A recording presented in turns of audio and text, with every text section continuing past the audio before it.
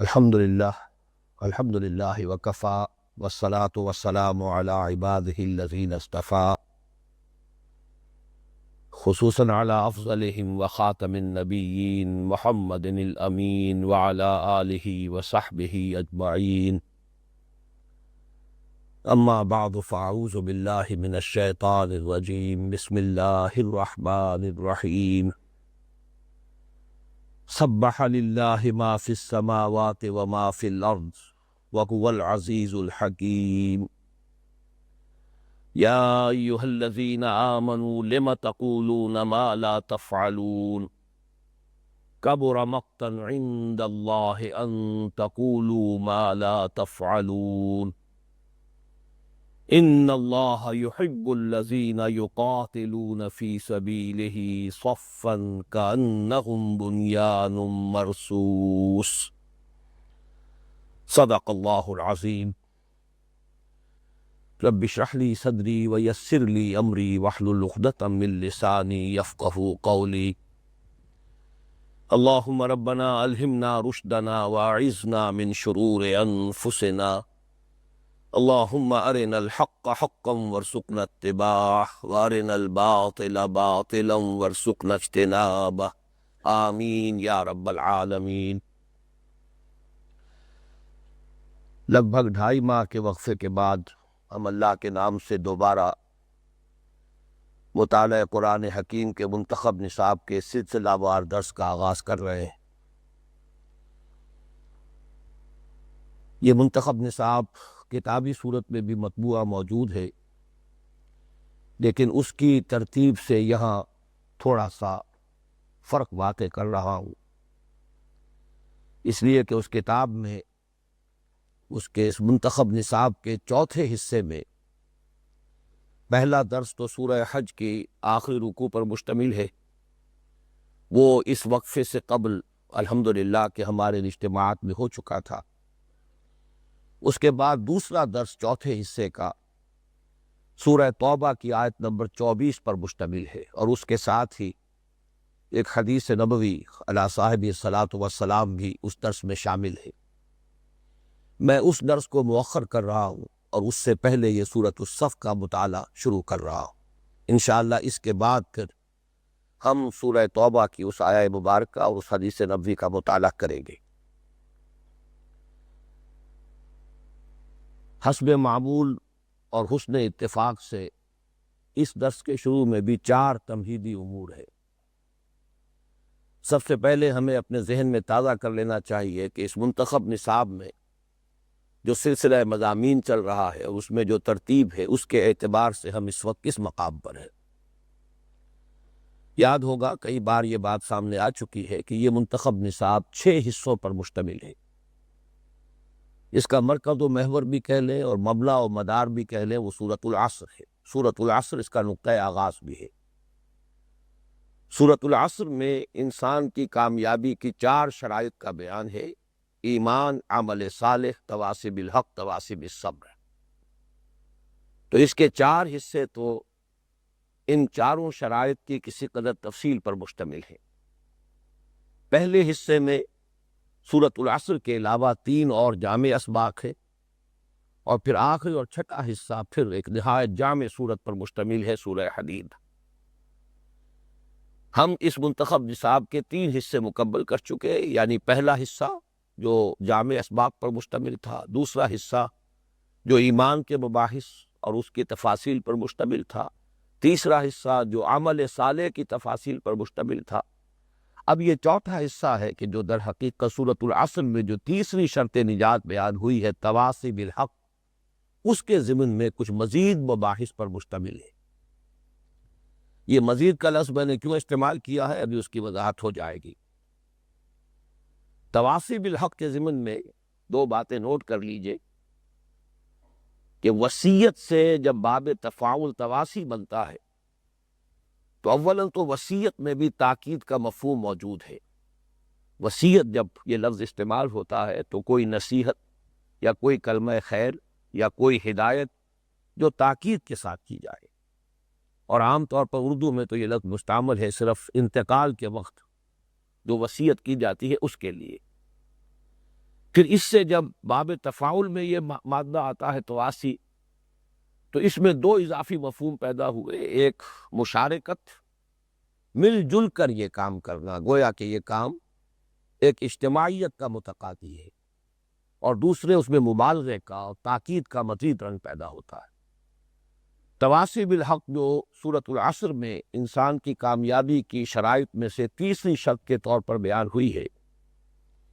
میں نے اس لیے لفظ مزید استعمال کیا تھا کہ ہمارے اس منتخب نصاب کے حصہ اول میں بھی اس کی کچھ اور متبادل اصطلاحات وارد ہو چکی ہیں۔ چنانچہ تیسرے درس میں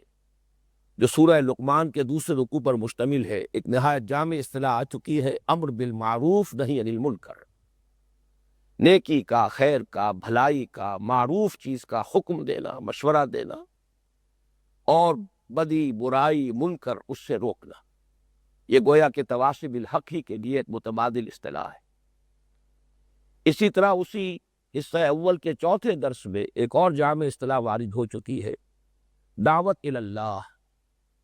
ومن احسن قولا ممن دعا الی اللہ وعمل صالحا وقال اننی من المسلمین۔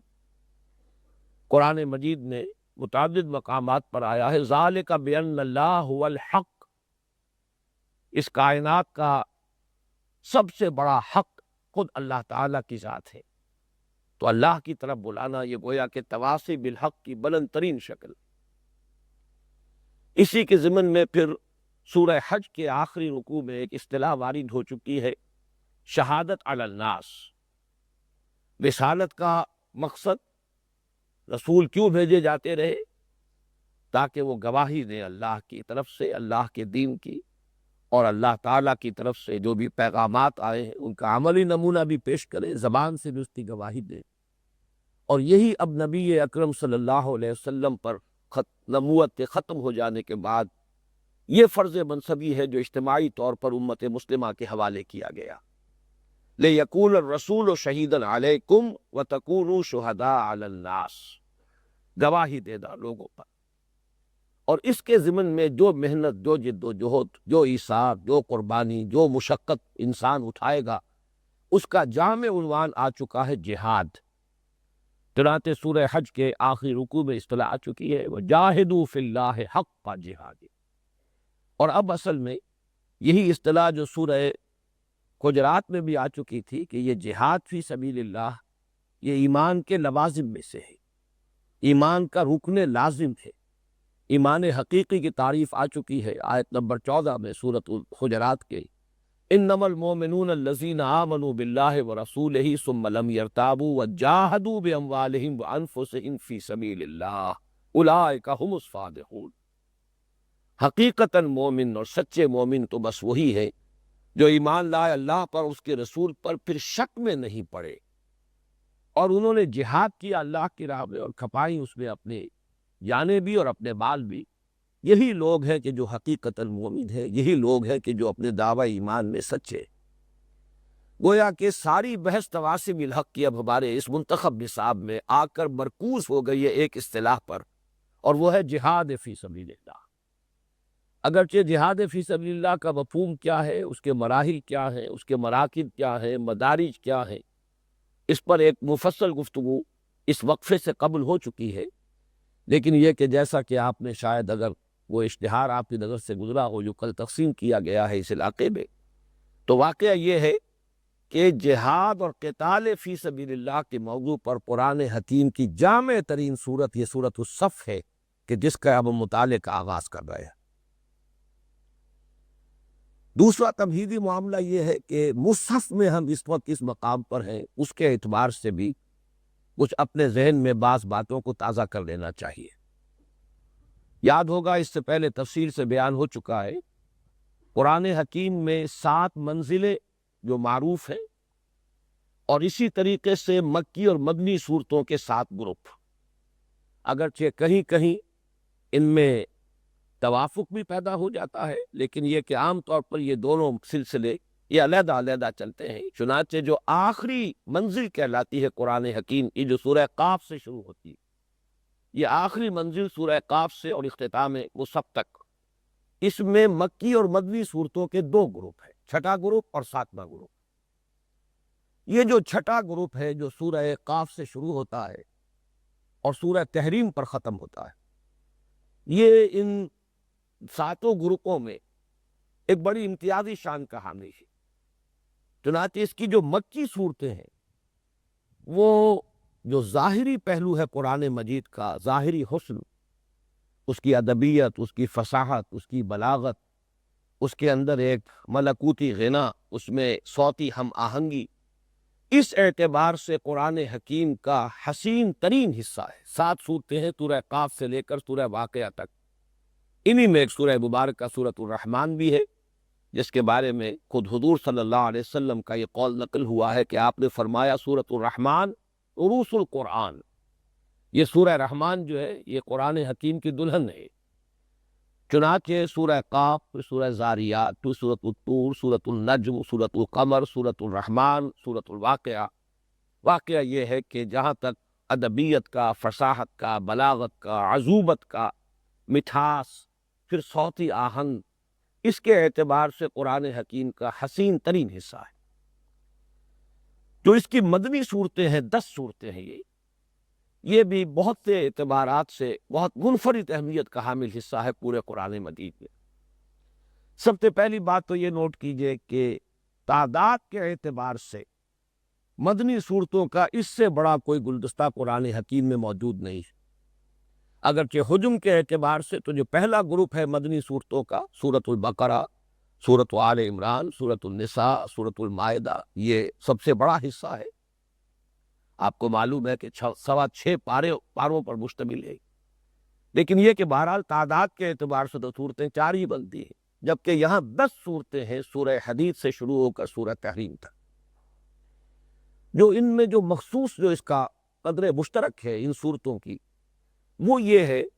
کہ اس میں خطاب ہے امت مسلمہ سے بحیثیت امت مسلمہ۔ ان صورتوں میں کفار سے خطاب براہ راست نہیں ہے، کفار مشرکین سے تو سرے سے خطاب نہیں، ان کا سرے سے تذکرہ بھی نہیں۔ البتہ اہل کتاب سے بھی کوئی خطاب نہیں ہے، کہیں کہیں ان کا تذکرہ موجود ہے،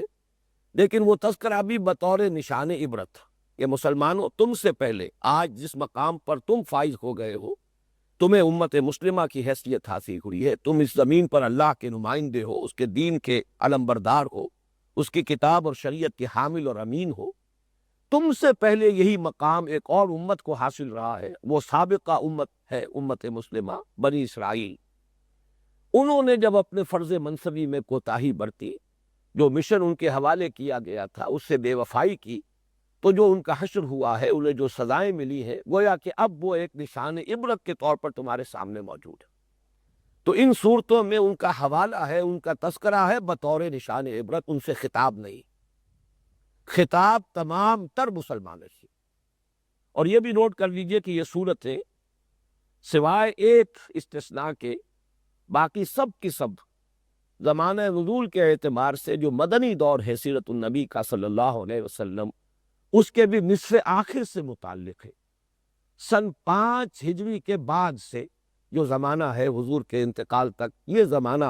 نزول ہے ان صورتوں کا۔ اور ظاہر بات ہے کہ اس وقت مسلمان ایک امت کی حیثیت سے نمایاں طور پر سامنے آ چکے تھے۔ پھر امت مسلمہ میں بھی یہاں جو اصل روئے سخن ہے وہ ان لوگوں کی طرف ہے کہ جن کی جانب سے کچھ کمزوری کا اظہار تو رہا تھا۔ یہ بات اچھی طرح سمجھ لینے کی ہے کہ اگرچہ جو سابقون الاولون تھے حضور صلی اللہ علیہ وسلم کے صحابہ میں سے، ان میں کسی ضعف کے آثار نہیں پیدا ہوئے، اس کا کوئی گمان نہیں کیا جا سکتا کہ ان کے جذبہ ایمان میں اور جوش جہاد میں کوئی کمی آئی ہو، لیکن تو کہ مدنی دور میں کثیر تعداد میں اب نئے لوگ شامل ہو رہے تھے۔ یہ جو نو وارث تھے، ظاہر بات ہے کہ ان کا وہ مقام و مرتبہ بالعموم نہیں تھا کہ جو سابقون الاولون کا تھا۔ جو لوگ مکے میں ایمان لائے ہیں، ظاہر بات ہے کہ یہ وہ لوگ تھے کہ جو کلمہ شہادت زبان پر لاتے ہی اس وقت تھے جبکہ یقین اس درجے راسخ ہو چکا ہوتا تھا قلوب میں کہ انسان ہر مصیبت جھیلنے کے لیے اس کے لیے تیار ہو، ہر قربانی دینے کے لیے تیار ہے۔ اس لیے کہ صاحب نظر آتا تھا کہ جیسے ہی کلمہ شہادت ادا کریں گے مار پڑنی شروع ہو جائے گی، مصائب کا آغاز ہو جائے گا، اس لیے کہ مکہ شہر و جو رؤسائے قریش تھے وہ جانی دشمن تھے محمد الرسول اللہ صلی اللہ علیہ وسلم اور اہل ایمان کے رضی اللہ تعالی عنہم اجمعین۔ لہذا وہاں تو وہی لوگ یہ جرأت کرتے تھے اور جسارت کرتے تھے جن کے دلوں میں یقین آخری درجے میں پیدا ہو چکا ہوتا۔ مدینہ منورہ میں آنے کے بعد بہرحال وہ صورت بدل گئی۔ اب ایمان لانے کے نتیجے میں فوری طور پر کوئی مصیبت، کوئی تکلیف، کوئی آزمائش نہیں تھی۔ وہ آزمائش تو اسی وقت آتی تھی جب جہاد اور قتال کا حکم ہوتا تھا کہ نکلو اللہ کی راہ میں، اور اس میں بھی چونکہ عام طور پر غزوہ تبوک تک سن 9 ہجری تک صرف ترغیب و تشویق کا معاملہ رہا ہے، نفیر عام نہیں تھی کہ ہر مسلمان کے لیے اس میں شرکت لازم کر دی گئی، لہذا کوئی ایسی بڑی آزمائش جو ہے فوری طور پر مسلمانوں کو پیش نہیں آتی تھی۔ لہذا اب جو آمد شروع ہوئی ہے اور مسلمان جو اسلام لانا شروع کیا لوگوں نے، تو اب ظاہر بات ہے ان کا رنگ وہ نہیں تھا کہ جو ان لوگوں کا تھا جو مکے میں ایمان لا رہے۔ اس اعتبار سے اگر جائزہ لیں گے تو جو اوسط کا حساب ہے، اوسط کے حساب سے ہم کہہ سکتے ہیں کہ اب وہ جذبہ، وہ جوش و خروش، وہ جذبات ایمانی اور وہ جوش جہاد جو ہے بالعموم موجود نہیں تھا کہ جو ابتدا میں تھا۔ بس اس کو سامنے رکھ کر ان صورتوں میں آپ دیکھیں گے کہ مسلمانوں کو کچھ ملامت کا انداز، کچھ زجر کا، ڈانٹ ڈپٹ کا انداز، جیسا کہ اسی سورہ مبارکہ کی دوسری آیت میں آ جائے گا، یا ایھا الذین آمنوا لم تقولون ما لا تفعلون، اہل ایمان کیوں کہتے ہو جو کرتے نہیں، کبر مقتا عند اللہ ان تقولوا ما لا تفعلون۔ اچھی طرح کان کھول کر سن لو کہ یہ تمہارا طرز عمل کے زبان سے دعوے ایمان کے اور محبت رسول کے اور اللہ تعالیٰ پر یقین اور اعتماد کے، لیکن عمل میں اس کے برعکس صورت جو ہے یہ در حقیقت اللہ تعالیٰ کے غضب کو بھڑکانے والی اور شدید بیزاری پیدا کرنے والی، یعنی بجائے لینے کے دینے پڑ جائیں گے۔ یہ جو تمہارا قول اور عمل کا تضاد ہے، قول و فعل کا تضاد ہے، بجائے اس کے کہ یہ کریڈیٹیبل ہو، اس سے تمہیں دنیا اور آخرت میں اللہ تعالیٰ کی رضا اور سرخروئی حاصل ہو، الٹا حساب ہو سکتا ہے کہ لینے کے دینے پڑ جائے۔ یہ جو انداز ہے لم تقولون ما لا تفعلون کبر مقتا عند اللہ ان تقولوا ما لا تفعلون، یہ آپ ان صورتوں میں دیکھیں گے بار بار آیا ہے۔ چنانچہ پہلی سورہ مبارکہ جو ہے سورہ حدید، اس میں بھی وما لکم لا تؤمنون باللہ، تمہیں کیا ہو گیا ہے، کیوں اللہ پر ایمان اور یقین پختہ نہیں رکھتے، کیوں اپنا پورا اعتماد اور توکل اللہ کی اطاعت کے ساتھ منسلک نہیں کرتے، وما لکم الا تنفقوا فی سبیل اللہ، تمہیں کیا ہو گیا اللہ کی راہ میں خرچ کیوں نہیں کرتے۔ اس وسیلہ میں یہ عرض کر رہا ہوں کہ یہ جو زجر کا، توبیخ کا، ڈانٹ کا، ڈپٹ کا، جھجوڑنے کا انداز ہے وہ ان صورتوں میں قدر مشترک ہے۔ اس اعتبار سے اگر غور کیا جائے تو ہم لوگوں کے لیے تو گویا کہ یہ حصہ قرآن مجید کا نہایت اہم، اس لیے کہ وہ کیفیات جن کا ابھی یوں سمجھیے کہ سرے سے کوئی ابھی صرف ظہور ہی شروع ہوا تھا، وہ اضمحلال یا جوش جہاد میں اور جذبہ ایمان میں کوئی کمی، یہ تو گویا کہ ابھی تو نہ ہونے کے برابر تھی۔ یہ تو دور جو ہے وہ تو بہترین دور ہے ہماری تاریخ کا، امت مسلمہ کی تاریخ کا بہترین دور ہے، لیکن یہ کہ اس کو جو ایک موضوع بنا کر اللہ تعالیٰ کی طرف سے جو ہدایات آئی ہیں، آج جب کہ ہمارے ہاں وہ ایمان حقیقی تو تقریباً القا کے درجے میں ہے، اگر کسی کو کچھ توفیق نصیب بھی ہوتی ہے تو بس یہ کہ کچھ تھوڑی سی ہمت کرنے کے بعد انسان جلد تھک جاتا ہے، تو گویا کہ ہمارے لیے تو سب سے زیادہ اہم حصہ قرآن مجید کا یہی ہے، اور اس اعتبار سے آپ نے نوٹ کیا ہوگا کہ ہمارے اس منتخب نصاب میں اس حصے میں سے بہت سے اسواق جو ہے وہ اس حصے کی صورتوں پر مشتمل ہے۔ پھر یہ کہ اس حصے میں ایک اور خاص بات ہوئی ہے، دین کے فلسفے اور حکمت کے جو اہم مسائل ہیں جن پر بڑی تفصیلی مباحث جو ہیں، تفصیلی مباحث آئے ہیں جن پر طویل مکی صورتوں میں اور طویل مدنی صورتوں میں، مثلا یہ کہ ایمان کی حقیقت کیا ہے، ایمان کے لوازم کیا ہے، ایمان کے ثمرات کیا ہے۔ ظاہر بات ہے کہ یہ مکی صورتوں کا مضمون ہے، اس لیے کہ مکی صورتوں میں تو سارا زور ہی دعوت ایمان پر ہے، لیکن یہ کہ یہ مکی صورتوں میں یہ مضامین جو بہت پھیلے ہوئے ہیں، بہت مفصل ہیں، پھر یہ کہ منتشر بھی ہیں، مختلف مقامات پر آئے ہیں۔ ایک سورہ ہے سورہ تغابن، کل 18 آیات پر مشتمل، کہ جس میں ان تمام مباحث کا ایک جامع خلاصہ آ گیا ہے۔ یہ سورہ مبارکہ جیسا کہ آپ کو یاد ہوگا ہمارے اس منتخب نصاب کے حصہ دوم میں شامل ہے، اس کا درس ہو چکا ہے۔ کل 18 آیات، جس میں سے پہلے رکوع میں کہ جو 10 آیات پر مشتمل ہے، ایمان کی حقیقت اور ایمانیات ثلاثہ کی تفصیل، ایمان کی پرزور دعوت، پھر یہ کہ دوسرے رکوع میں کہ جو 8 آیات پر مشتمل ہے ثمرات ایمان،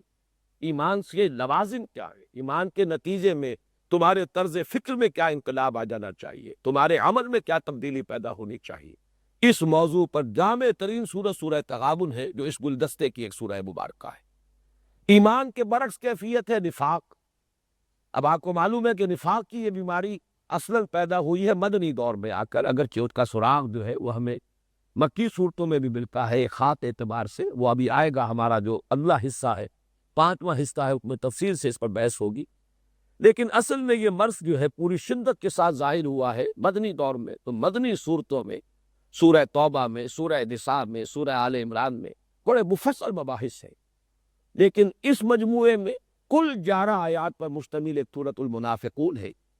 اور اس سورہ مبارکہ میں اس مرض کی بنیاد کیا ہے، جڑ کیا ہے، سبب کیا ہے، اس کی علامات کیا ہیں، اس کے مدارج کیا ہیں، اس کے عواقب کیا ہیں،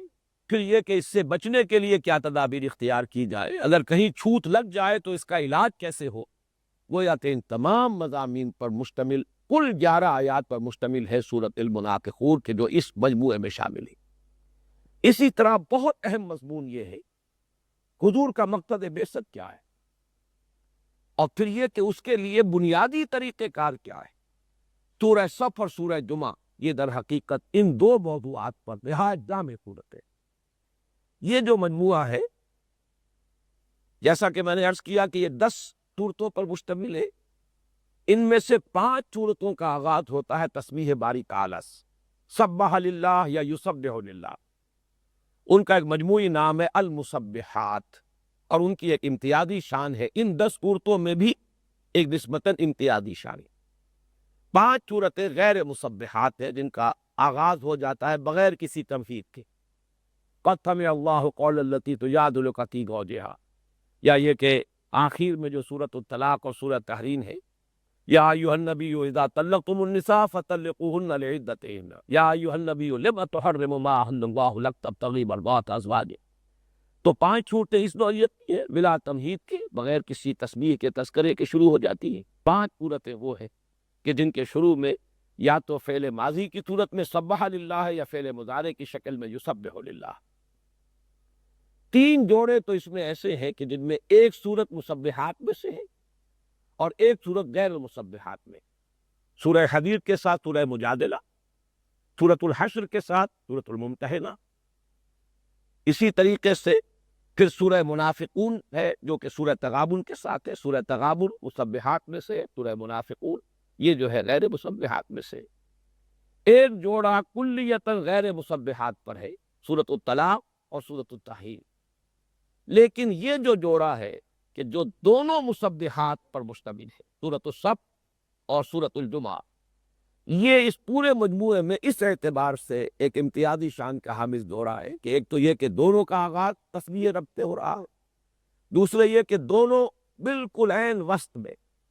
یہ جو سلسلہ ہے 10 صورتوں کا، اس کے عین درمیان میں 5ویں صورت، 6ٹھی صورت، 5ویں صورت جو ہے یہ سورۃ الصف ہے، اور 6ٹھی صورت سورہ جمعہ ہے، اور ان کا واقعہ یہ ہے کہ ان کے مابین نسبت زوجیت بہت نمایاں ہے، معنوی اعتبار سے بہت نمایاں۔ لہذا تیسری بات جو ہے میں اس سے ضمن میں عرض کروں گا، یہ بھی نوٹ کر لیجئے کہ ہمارے اس منتخب نصاب میں اس سے پہلے اس مجموعے میں سے سورہ تغابن دوسرے حصے میں آ چکی ہے، سورہ تحریم تیسرے حصے میں آ چکی ہے، اور اب اس چوتھے حصے میں 3 صورتیں تسلسل کے ساتھ آئی۔ سورہ صف کا مطالعہ ہمیں کرنا ہے، پھر سورہ جمعہ کا مطالعہ کرنا ہے، پھر سورۃ المنافقون کا مطالعہ کرنا ہے، اور پھر جو آخری حصہ ہے جیسا کہ میں نے پہلے بھی عرض کیا تھا، 6ٹھا حصہ جو ہے منتخب نصاب کا، وہ کل کا کل سورۃ الحدید پر مشتمل ہے۔ اب آئیے تیسری بات، سورۃ الصف اور سورۃ الجمعہ کے مضامین میں جو نسبت زوجیت ہے اس کو سمجھیے، اور خاص طور پر معنوی جو نسبت، ایک نسبت تو بڑی ظاہر ہے، نسبت زوجیت اسی کو کہتے ہیں کہ جو کسی مقصد کی تکمیل کرے، 2 چیزیں کہ جو ایک مقصد کی تکمیل میں ایک دوسرے کی معاون تھے، ان میں مشابہت بھی ہو اور کسی اعتبار سے فرق بھی ہوگا۔ اس میں اب آپ دیکھ رہے ہیں کہ سورۃ الصف شروع ہو رہی ہے سبح للہ ما فی السماوات و ما فی الارض، سورۃ الجمعہ شروع ہوگی یسبح للہ ما فی السماوات و ما فی الارض، گویا کہ زمان کا احاطہ ہو گیا، فعل ماضی فعل مضارع دونوں جمع ہو گئے، تو گویا کہ کل زمان جو ہے اس کا احاطہ ہو گیا ہے کہ تسبیح باری تعالیٰ اس کائنات کی ہر شے ہمیشہ سے کرتی آ رہی ہے، ہر آن کر رہی ہے اور ہمیشہ کرتی رہے گی۔ تکمیل ہو گئی زمان کی، فعل ماضی اور فعل مضارع کی جمع ہونا، لیکن اصل شے جو ہے اس میں وہ معنوی ہے، اور اس کی حقیقت میں چاہتا ہوں اچھی طرح سمجھ لیں۔ نبی اکرم صلی اللہ علیہ وسلم کی سیرت مطہرہ اور آپ کا جو عظیم کارنامہ ہے آپ کی حیات طیبہ کا، اس کو سمجھنے کے لیے دو پہلو نہایت اہم۔ ایک تو یہ کہ حضور کا اصل مقصد بعثت کیا تھا، حضور کس لیے بھیجے گئے، اس انگریزی میں کہا جاتا ہے purpose of the advent of Muhammad صلی اللہ علیہ وسلم، بعثت محمدی کا اصل مقصد کیا ہے۔ اس سورہ مبارکہ کی جو مرکزی آیت ہے جس کی حیثیت کے اس صورت میں عمود کی ہے، هو الذی ارسل رسولہ بالہدی ودین الحق لیظہرہ علی الدین کلہ ولو کرہ المشرکون، یہ گویا کہ نبی اکرم صلی اللہ علیہ وسلم کے مقصد بعثت کو معین کرنے والی آیت مبارکہ ہے۔ اس پر گفتگو تفصیل سے ہوگی۔ میری ایک مختصر سی جو کتاب ہے نبی اکرم صلی اللہ علیہ وسلم کا مقصد بعثت، اس میں اس آیہ مبارکہ پر ایک مفصل تحریر میری موجود ہے، ہر اعتبار سے میں نے احاطہ کرتے اس کے اندر جتنے بھی امکانات ہو سکتے ہیں، جو مختلف تفسیری احتمالات ہو سکتے ہیں، ان سب کو جمع کر کے بات واضح کی ہے کہ اس کا مفہوم بالکل اپنی جگہ مبرہن ہے، واضح ہے، الا یہ کہ کوئی شخص جو ہے خام خواہ کو اپنے ذہن کی کجی کی وجہ سے انحراف کرنا چاہے، ورنہ یہ کہ یہ قرآن مجید کی جو شان ہے کہ لا یاتیہ الباطل من بین یدیہ ولا من خلفہ، اس باطل اس پر حملہ آور نہیں ہو سکتا، نہ سامنے سے نہ پیچھے سے، وہ بات جو ہے اس آیہ مبارکہ میں بھی بتمام و کمال موجود ہے۔ تو مقصد بعثت محمدی معین ہوا ہے اس آیت مبارکہ۔ اس مقصد کی تکمیل کے لیے اہل ایمان کو دعوت جہاد، یا ایھا الذین آمنوا هل ادلکم علی تجارۃ تنجیکم من عذاب الیم تؤمنون باللہ ورسولہ وتجاہدون فی سبیل اللہ باموالکم وانفسکم، یہ گویا کہ دعوت جہاد اور نہایت پرزور انداز میں یہ بھی کہ اگر تم یہ کرو گے تو کیا کیا اللہ تعالیٰ کی طرف سے وعدے ہیں، اور اگر اس سے پیٹھ موڑ لو گے تو پھر کیا کیا وعیدیں ہیں۔ ترغیب و ترہیب کے تمام اسلوب اس سورہ مبارکہ میں جمع ہو گئے، اس لیے کہ ظاہر بات ہے کہ دین کے غلبے کی جد و جہد، اس کے لیے تو انسان ایسے مردان کار درکار ہے کہ جو جان ہتھیلی پر رکھ کر میدان لے آ جائے۔ پھر اس جہاد کے ضمن میں بھی جو اس کی آخری چوٹی ہو سکتی ہے اور وہ ہے قتال،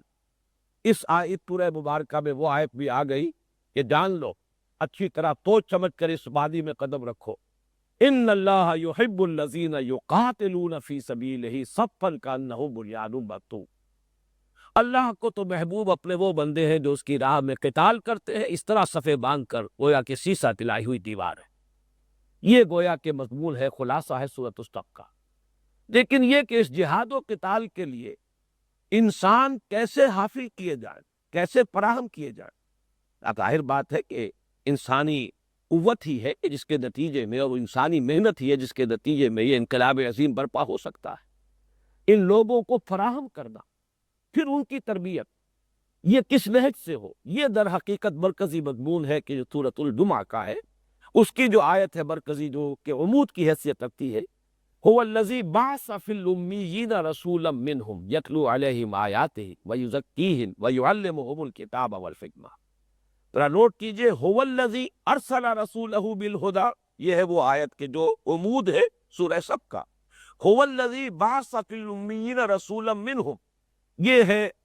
الفاظ ہیں اس آیت مبارکہ کے آغاز میں کہ جو عمود ہے سورۃ الجمعہ کا۔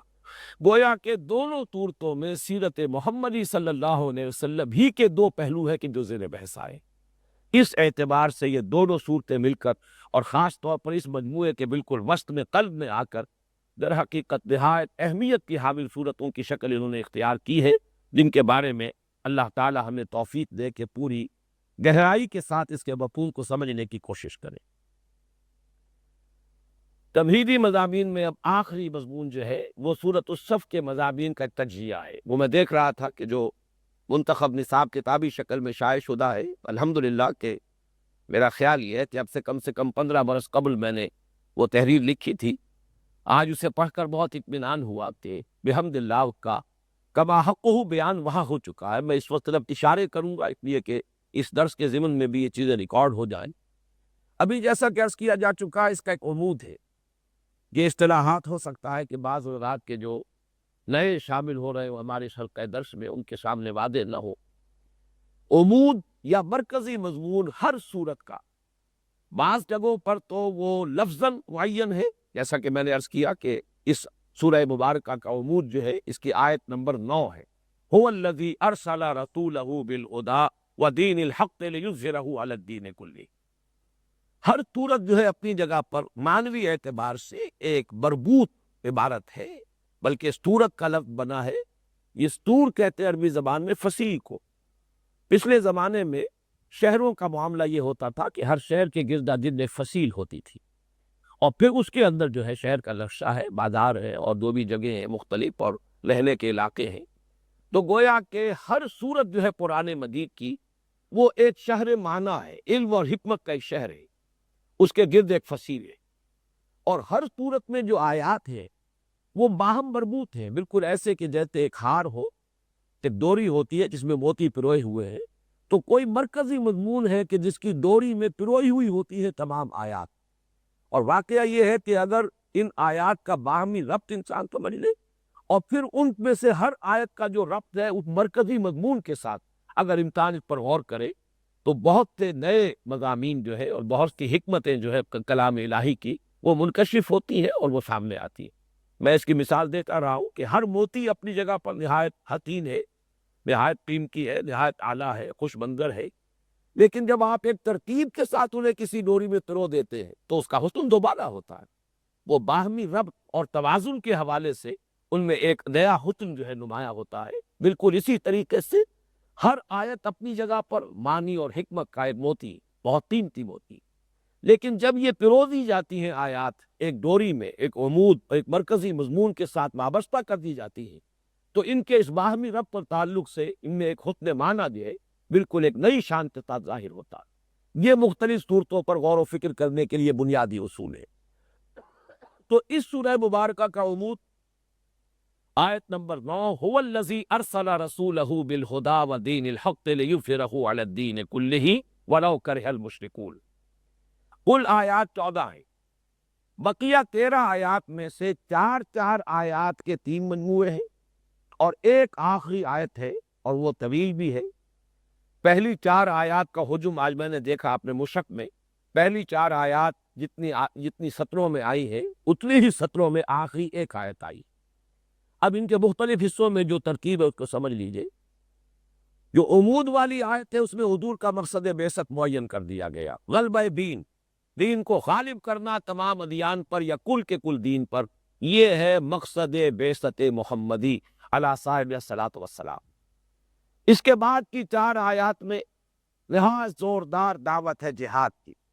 اور جیسا کہ میں نے اس سے پہلے عرض کیا تھا، اگر آپ اس دعوت کو قبول کرتے ہیں تو اللہ کے وعدے کیا ہیں ان کی تفصیل ہے،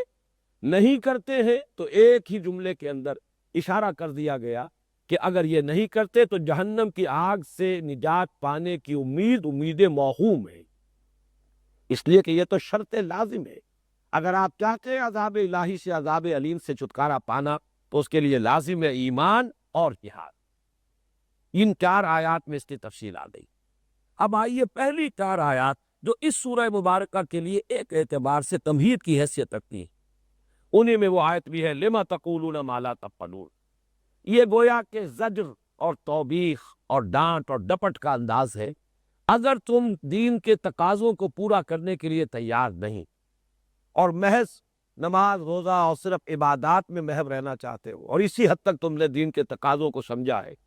تو جان لو کہ اس کائنات کا تو ذرہ ذرہ اللہ کی تسبیح و تحمید میں مشغول ہے۔ اللہ کو تمہاری تسبیح و تحمید کی ضرورت نہیں ہے، اللہ کو کچھ اور درکار ہے تم سے۔ یہ تفصیل سے بعد میں ہم پڑھیں گے۔ اسی میں 4تھی آیت یہ آئی ہے کہ اللہ کو تم سے جو درکار ہے، ان اللہ یحب الذین یقاتلون فی سبیلہ صفا کانہم بنیان مرصوص۔ علامہ اقبال کے وہ 2 اشعار جو ہے میں سمجھتا ہوں کہ ان 4 آیات کا جو اصل مضمون ہے اس کی بہترین تعبیر کرتے ہیں۔ مقام بندگی دیگر، مقام عاشقی دیگر، ز نوری سجدہ می خواہی ز خاکی بیش ازاں خواہی، چنا خود را نگہ داری کے بائی بے نیازی ہا، شہادت بر وجود خود ز خون دوستاں خواہی۔ میں سمجھتا ہوں کہ ان 4 آیات کا جو تمہیدی آیات ہے سورہ مبارکہ کی، اور آج انشاءاللہ ہم ان کا مطالعہ کریں گے، تو اس کا بہترین تعبیر یہ ہے کہ فرشتے بھی اللہ کی تسبیح و تحمید میں لگے ہوئے ہیں، بلکہ جب اللہ نے ان کے سامنے اپنے اس ارادے کا اظہار کیا تھا کہ انی جاعل فی الارض خلیفہ، انہوں نے یہی عرض کیا تھا نحن نسبح بحمدک ونقدس لک، اور صرف فرشتوں پر کیا منحصر ہے، کائنات کا ذرہ ذرہ اللہ کی تسبیح و تحمید میں لگا ہوا ہے۔ تو کوئی ایسی کمی تسبیح و تحمید کی نہیں تھی کہ جس کے لیے اللہ تعالیٰ کو ایک اور مخلوق کی ضرورت ہوتی۔ یہ جو خاکی مخلوق اللہ نے پیدا کی ہے اس سے کچھ اور مطلوب ہے۔ ز نوری سجدہ می خواہی ز خاکی بیش ازاں خواہی، یہ جو نوری مخلوق ہے ملائکہ، ان سے تو اللہ تسبیح اور سجود اور رکوع اور جو بھی تسبیح و تحمید ہے بس اسی کا تقاضا ہے، بندگی ہے، بندگی وہ کر رہے ہیں، اور لیکن اس خاکی مخلوق سے کچھ اور درکار ہے۔ کیا درکار ہے؟ شہادت بر وجود خود ز خون دوستاں کا، اپنا خون دے کر، اپنی جانیں دے کر ہماری گواہی دو، ہماری صداقت دے، تو بھی محمد کی صداقت کی گواہی، محمد کی صداقت کی گواہی دینی ہے صلی اللہ علیہ وسلم، اللہ کی توحید کی گواہی دینی ہے، اللہ کے دین کی گواہی دینی ہے، چاہے اس میں انسان کو اپنی جان دینی پڑے۔ یہ ہے اصل میں وہ مقام کہ جس کے لیے یہ جو انسان ہے، خاکی مخلوق ہے، یہ دو اللہ تعالیٰ نے جس مقام کے لیے اسے پیدا کیا۔ دوسرے حصے میں جو پھر 4 آیات پر مشتمل ہے، سابقہ امت مسلمہ، جیسا کہ میں نے عرض کیا تھا کہ ایک نشان عبرت کے طور پر موجود ہے، اس کی تاریخ کا حوالہ دیا گیا ہے، اور نہایت خوبصورت مقام ہے یہ۔ سابقہ امت مسلمہ کی تاریخ شروع ہوتی حضرت موسیٰ سے، اور پھر آخری رسول جو ان کی طرف بھیجے گئے وہ حضرت عیسیٰ ہیں۔ ان دونوں کے ساتھ ان کا جو طرز عمل رہا ہے اس کا تذکرہ کر دیا گیا، اور یہ پھر میں عرض کر رہا ہوں بطور نشان عبرت کہ مسلمانوں دیکھو کہیں ایسا نہ ہو کہ تم بھی ان کے نقش قدم پر چلو، تم بھی اگر پہلوتی ہی کرو گے اپنی ذمہ داریوں کو ادا کرنے سے، اگر تم نے بھی اللہ تعالیٰ کے دین کے انتقاضوں کو پورا کرنے میں کوئی کمزوری کا مظاہرہ کیا، تمہارے بھی قول و عمل میں تضاد ہوا جیسے کہ تضاد رہا ہے بنی اسرائیل کا اور یہود کا، تو پھر جو سزا اللہ نے ان کو دی تھی اس سزا کے لیے تم بھی تیار رہو۔ یہ تو ضرور ہوا ہے کہ بہرحال چونکہ نبی اکرم صلی اللہ علیہ وسلم آخری رسول ہے، آخری نبی ہے، حضور نے فرمایا انا آخر المرسلین وانتم آخر الامم، یہ امت تو ختم نہیں ہوگی لیکن اس امت کے اندر قومیں بدلتی رہیں گی، جیسا کہ بالکل شروع میں فرما دیا گیا تھا، آغاز ہی میں۔ یہ سورہ محمد کی آیت ہے صلی اللہ علیہ وسلم، ان تتولوا یستبدل قوما غیرکم۔ آج تمہیں یہ مقام حاصل ہو رہا ہے، اور ظاہر بات ہے اس وقت مخاطب جو ہے، کیونکہ حضور صلی اللہ علیہ وسلم کی دعوت اس وقت تک پہنچی تھی، اور امت کی جو عظیم اکثریت تھی وہ صرف عربوں پر مشتمل تھی، امیین پر مشتمل تھی۔ آج تمہیں جو فضیلت حاصل ہوئی ہے، تم نے اگر اس مشن کو پیش دکھائی، تمہیں ہم ہٹائیں گے، کسی اور کو لے آئیں۔ چنانچہ آپ کو معلوم ہے کہ چند 100 سالوں کے بعد وہ صورتحال واقعتاً پیش آ گئی، عربوں کو معزول کیا گیا، ترکوں کے حوالے اس امت کی قیادت کرتی میں، بلکہ ترکوں سے پٹوایا گیا پہلے، وہی جو تاتاری فتنہ ہے، کروڑوں مسلمان قتل ہوئے ہیں اس فتنے کے اندر، اور پھر انہی کے ہاتھ میں اللہ تعالیٰ نے اپنے دین کا جھنڈا تھما دیے۔ اور اب بھی جیسا کہ بارہا میں عرض کر چکا ہوں، کوئی عجب نہیں ہے کہ اس وقت پھر ایک مرحلہ جو ہے اس امت کی تاریخ میں بڑا ہی ایک نازک موڑ ہے جس تک کہ ہم پہنچے ہوئے ہیں۔ ہو سکتا ہے کہ موجودہ جتنی مسلمان قومیں اس وقت ہیں دنیا میں، ایک امت مسلمہ کا تو وجود ہے ہی نہیں، وہ تو صرف ایک نظری سی حقیقت ہے، فی الواقع تو ایک امت مسلمہ آج دنیا میں نہیں ہے۔ علامہ اقبال نے یہ بڑی پیاری بات اپنے لیکچرز میں کہی تھی،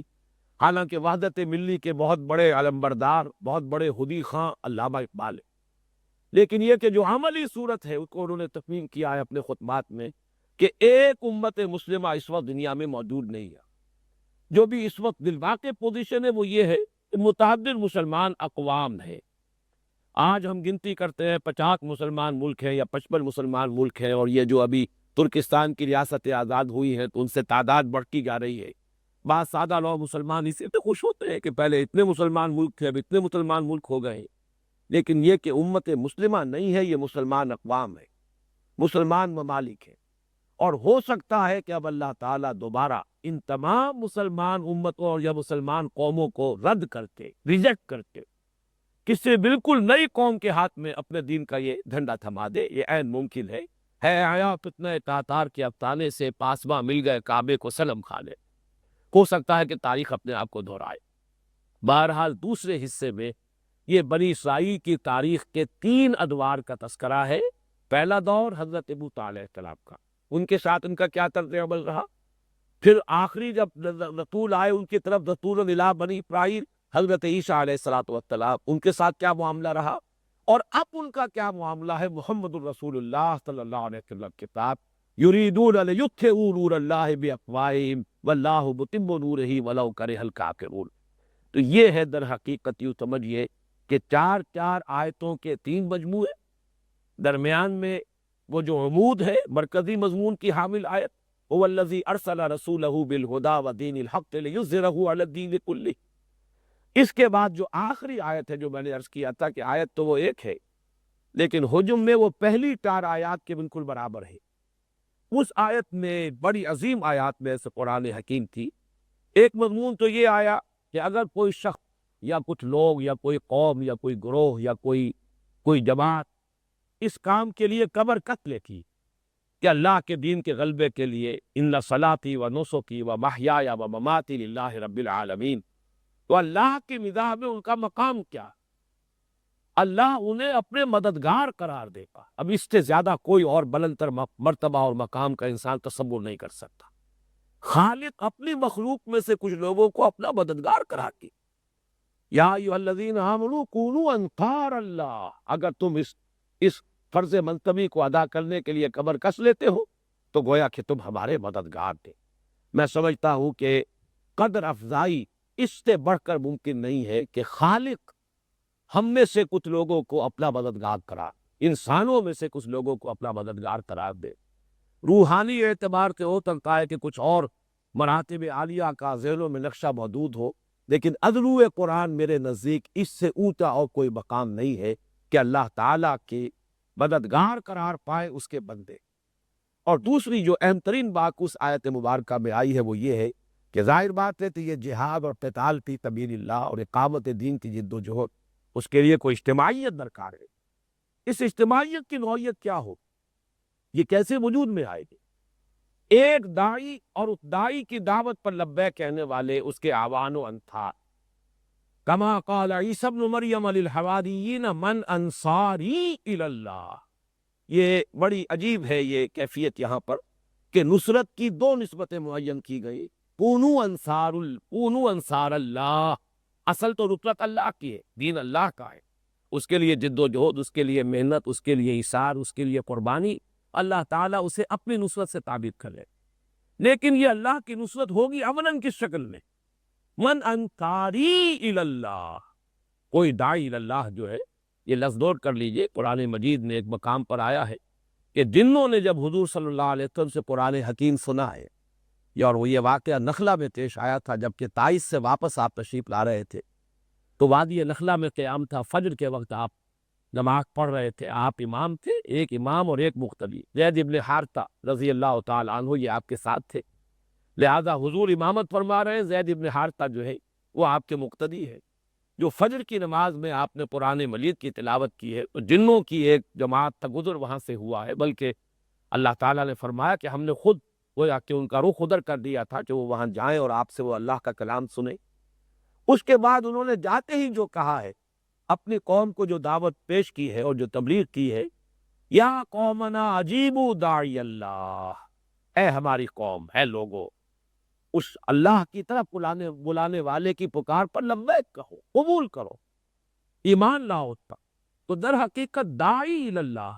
وہ اللہ کے رسول ہوتے تھے، اور اب ظاہر بات ہے کہ جب نبوت کا سلسلہ ختم ہو گیا تو اب امتی ہو گئے، اب وہ رسول اور نبی نہیں ہوں گے، لیکن کوئی داعی اور اس کی دعوت کو قبول کرنے والے جو اس کے بھی مددگار ہیں لیکن حقیقتاً اللہ تعالیٰ کے دین کی نصرت کے لیے قبر مکپا ہو جائیں، یہ ہے در حقیقت کہ جو حیت ترکیبی بنتی ہے کسی ایسی اجتماعیت کی کہ جو اس مقصد عظیم کو پورا کرنے کے لیے وجود میں آئے جس کے لیے محمد الرسول اللہ صلی اللہ علیہ وسلم کی بعثت ہوئی اور جس کے لیے جہاد اور قتال کی پرزور دعوت پر یہ سورۃ الصف مشتمل ہے۔